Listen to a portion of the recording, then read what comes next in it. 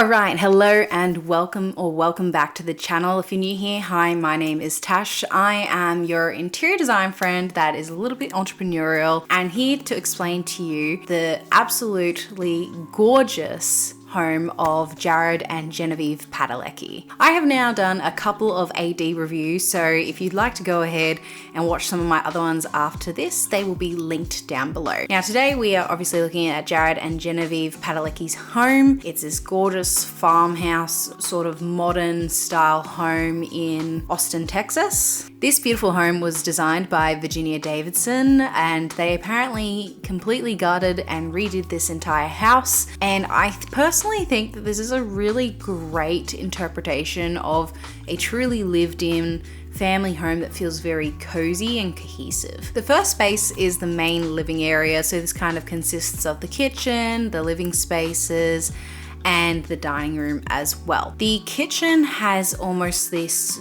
farmhouse rustic effect mixed in with some traditional almost elements and some very country aesthetics. You can definitely see that this is actually a kitchen they use, they are actually living in it, and a lot of the smaller little features really elevate it and make it feel a little bit more stylized or designed. So some of the features that make it feel a little bit more designed and not like the stereotypical country farmhouse kitchen is that they've gone ahead and layered their lighting. The lights that they've got in between the windows are really gorgeous. They go ahead and obviously light up the bench space, which is fantastic, but they also create this really beautiful line on the wall and really creates almost this moody and cozy effect. When people put in lamps or something that's kind of mid-level, it's usually in a living space or somewhere that isn't necessarily a kitchen, which is a bit silly if you think about it because we're using the bench space to cut up vegetables and such, so it's really important that we do have good lighting in those particular areas. So that is certainly one piece that I do like. Some of the other features include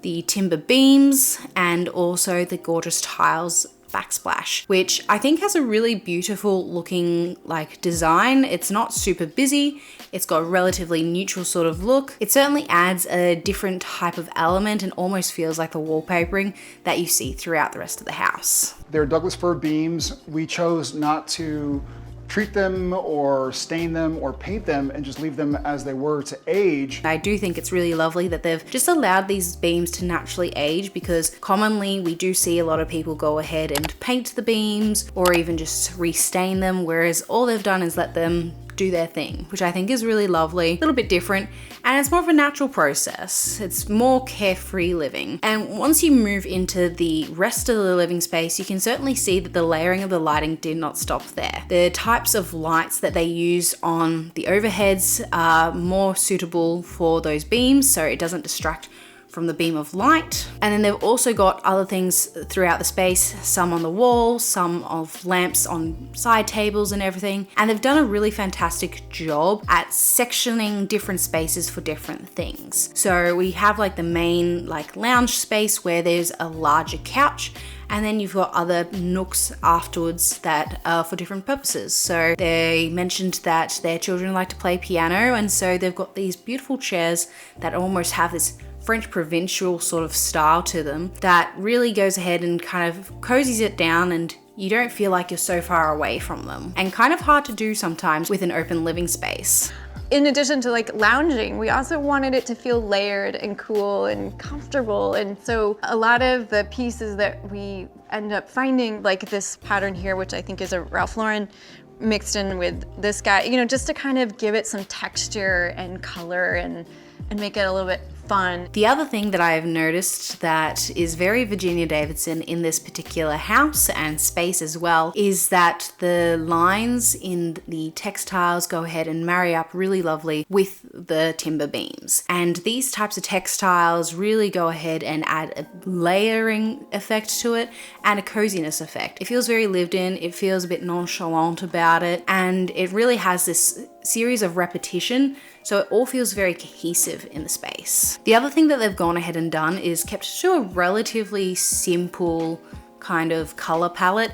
You may not think this, especially with so many colors going on, but the main thing that they've gone ahead and continued with is a relatively neutral color palette, and where there are colors, they're mostly muted down. We do see some greens, blues, reds, and even a little bit of yellow, but they're not really bold in your face colors. They're kind of muted, they're kind of look like they've been stressed or worn down, so you don't get that full pigment of color, so it doesn't feel as heavy on your eyes. And pairing that again with the layering really makes the spaces feel really cozy. Again, just cozy Yeah. and friendly, and come on. The one thing that I don't particularly like about this sort of set of spaces is the dining table and the dining chairs specifically. Although they have a really beautiful story, the dining chairs will be a little bit annoying if you have multiple people sitting at the table. So let's say you have 3 people sitting on the chair. If the person in the middle wants to go ahead and get out, the other 2 people either have to move or like squish themselves sideways. Like, it just becomes a little bit of a drama. But overall, the thing that they've done really well in the space is to have this very layered and textured look in the space. And they've done this mostly by the textiles that they've selected, which does have a lot of line and pattern work. However, there's not too many pieces that are very curved. It's all very line based, which is very Virginia Davidson. So this is our mudroom, and also where we honestly enter and exit in the house. And it's purposely a little bit full of patterns because this is where we throw all of our crap. The other really fantastic thing that they do use a lot of in this particular home is wallpaper. And they do mention that in the powder room, there is a particular brand called Gracie Wallpaper, which does almost like these mural-like pieces, which I think are absolutely gorgeous. I really actually quite like this design, but it doesn't just stop there. They've used it in multiple different spaces, and they've used different types of wallpaper as well. Even in the mudroom, they've got this like checkered pattern, which would seem quite bold. However, it pairs up quite nicely with the flooring and really defines the space, and it creates a busyness that they say is almost necessary for the joys of having children and pets and that space potentially getting dirty. And I really like the fact that they've utilized wallpaper in the kids' room and any other space that feels as though it could have been a little bit lackluster, and they've really gone ahead and amped it up. The thing that I love about the wallpapers is that they haven't just stuck with one particular theme or style. They do obviously go ahead and lean into more of the animal sort of prints and the nature prints. However, it doesn't necessarily mean that that's all that they go towards. I have noticed that wallpaper is certainly starting to make a comeback, and I am definitely here for it, especially when it's so beautifully done like this. I think wallpaper definitely works really well in these older sort of styled homes because you can frame it a little bit better. Sometimes I find in newer homes it kind of looks a little bit out of place because we don't use as many batten boards, as much trim work, and I feel like they really go ahead and elevate the space when those sort of elements are around, and they do have those elements in this space. The only thing that I don't particularly like about these wallpapers is, again, the fact that there isn't too much consistency. I personally would have liked to stick with maybe a certain color or a certain style, or maybe sort of going along the same vibe so it doesn't feel as disjointed in some rooms. However, I do know why they've done it, and they've really tried to go ahead and give each space their own sort of vibe and its own personality as well. So that is totally fine, and I'm totally here for it. I don't think I've ever seen that fungi one before, but now I really want it in my own home. I don't care where, but I would love it somewhere in my home. It's just like so cute. And I think that's the thing that they do really well. Not only is translated through in the wallpapers, but the rest of the spaces, that they're very playful with it. They know that it's a family home.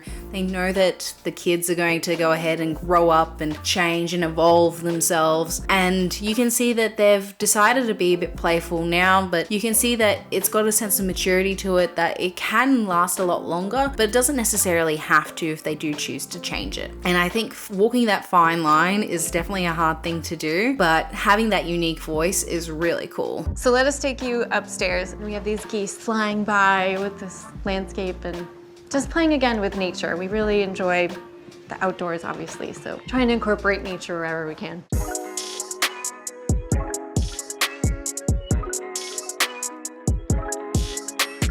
I think my favorite parts of this house is actually the kids areas, so that includes all the kids rooms and the playroom, because the entire upstairs area has almost this different vibe about it. You can tell that it's meant for the children. The colors in the space are a little bit brighter but not overwhelming, and each space of the children's are all quite different to one another. Sure, there is the repetition of the animals and the dinosaurs and all that, but you do see, like, you can see their personalities coming through, and they haven't gone ahead and forgotten what the child's personality is when going ahead and creating those rooms. Often we see with the like Instagram mums and all that, whenever they go ahead and make over their child's room, it doesn't necessarily always feel like it's speaking to the child, but more so the parent. That is a bit of a pet peeve of mine, I will be honest, because child's bedroom should reflect them and who they are. Does it need to be perfect Instagram worthy? No, it doesn't. But the thing that they've done here is that they've gone ahead and said, okay,